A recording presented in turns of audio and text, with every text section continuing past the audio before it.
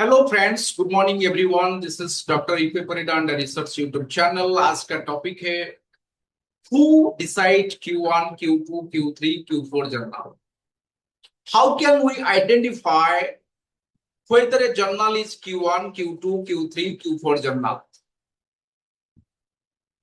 2007 में एक organisation start होता है स्पेन में, जिसका काम है जर्नल को रैंकिंग करना। इस ऑर्गेनाइजेशन का नाम है SCI Mago. Same to same और एक ऑर्गेनाइजेशन है जिसका नाम है क्लैरिवेट। SCI Mago Scopus basis journal को कैलकुलेट करता है और क्लैरिवेट क्या करता है ना, web of science basis journal को स्कोरिंग करता है, साइटेशन स्कोरिंग करता है। Generally SCI Mago quarterly calculate करता है, स्टैटिस्टिकली एनालिसिस करता है। स्टैटिस्टिक्स एनालिसिस करने के बाद एक डाटाबेसेस डेवलपमेंट किया है, एक फॉर्मूला डेवलपमेंट किया है। जितने सारे स्कोपस इंडेक्सिंग हुआ है, जो जर्नल स्कोपस इंडेक्स है, ये सारे जर्नल को एक्सट्रैक्ट करके एक एक फॉर्मूला बेसिस में उसको कैलकुलेशन करता है। ये स्कोपस कौन है ना, international citation database, international recognised citation databases. ऐसे बहुत सारे डाटाबेसेस है। वेब ऑफ साइंस भी ऑल्सो एक डाटाबेसेस है। तो ये क्या करता है ना, कैलकुलेशन क्वार्टरली करता है और इसमें जितने सारे जर्नल है 0 to 25% में जो जर्नल आता है उसको एक श्रेणी में रखा जाता है Q1, 25 to 50 Q2, 50 to 75 Q3, 75 को 100% जो जर्नल आता है यानी बॉटम में आ जाता है वो Q4 में आ जाता है। तो अभी हमें पता होना चाहिए 4 पॉइंट के बारे में पता होना चाहिए। कैसे इंपैक्ट फैक्टर कैलकुलेशन होता है, कैसे SJR कैलकुलेशन होता है, कैसे साइटेशन स्कोरिंग कैलकुलेशन होता है और कैसे H इंडेक्स कैलकुलेशन होता है। H index generally productivity, Scopus, citation, impact को लेकर ये कैलकुलेशन होता है। ऐसे सेम टू सेम आपका क्या होता है ना, स्कोरिंग यानी साइटेशन स्कोरिंग कैलकुलेशन होता है, उसका एक फॉर्मूला है। मैं स्टेप बाय स्टेप आपको बताऊं। और सबसे जो मेन पार्ट मैंने जो आपको बताया SJR calculation, SCI mango journal ranking system कैसे कैलकुलेशन हो। और जो फर्स्ट पॉइंट मैंने आपको बताया था impact factor, impact factor calculation कैसे होता है ना। इंपैक्ट फैक्टर का कैलकुलेशन जर्नल का सिंपल मेथड है। मान लो एक एग्जांपल XYZ जर्नल है।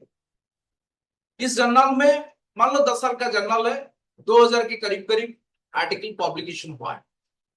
ये जो इंपैक्ट फैक्टर का कैलकुलेशन होता है 2 साल का डाटा को लेकर कैलकुलेशन होता है। 2 साल में जितना पब्लिकेशन हुआ है उसमें कितना साइटेशन हुआ है।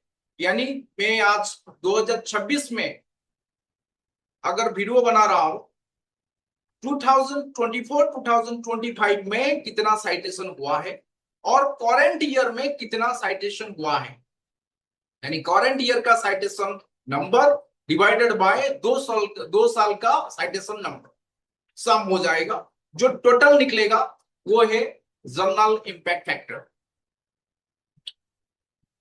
एग्जाम्पल बेसिस में कैलकुलेशन कर देखिए तो इस साल आपका किसी जर्नल का 50 साइटेशन है, डिवाइडेड बाय 2 साल का साइटेशन स्कोर निकाल दो, 100 मानकर चलो, इक्वल टू आ गया 0.5 इंपैक्ट फैक्टर। ऐसे सेम टू सेम कैलकुलेशन होता है कि आपको कैसे दूसरे जर्नल का इंपैक्ट फैक्टर कैलकुलेशन करना है। Same formula. तो अभी क्लियर हो गया कि Q1, Q2, Q3, Q4 journal को कौन आइडेंटिफाई कर रहा है, कैसे ये श्रेणी में आता है, Q1 श्रेणी, Q2 श्रेणी, Q3, Q4 श्रेणी में आता है। मैं स्टेप बाय स्टेप आपको बताऊं कि आपको कैसे SJR कैलकुलेशन करना है और कैसे होता है, और कैसे साइटेशन स्कोरिंग का कैलकुलेशन होता है, कैसे H इंडेक्स का कैलकुलेशन होता है, कैसे आपको इजीली पता चलेगा नहीं इस साल में ये जो जर्नल है Q1 जर्नल में आ रहा है, Q2 जर्नल में आ रहा है, Q2 Q3 Q4 जर्नल में इजिली आपको आइडेंटिफाई कर सकते हैं। Q1 का responsibility guideline term and condition क्या है, और Q2 Q3 Q4 का भी क्या क्या है, detail step by step discussion करेंगे। तो आपको अच्छी तरह से पता चल जाएगा कि एक अच्छा जर्नल, एक क्वालिटी जर्नल में आपको कैसे मैन्युस्क्रिप्ट को प्रिपरेशन करने से आपको आसान होगा, इजी होगा सबमिट करने के लिए और पब्लिकेशन कराने के लिए। Thank you so much friends आज के लिए। नेक्स्ट वीडियो में मैं आपको बताऊंगा कि आपको कैसे कैलकुलेशन और कैसे आइडेंटिफाई करना है और कहां आइडेंटिफाई करना है, इसके बारे में बताऊं। Thank you so much.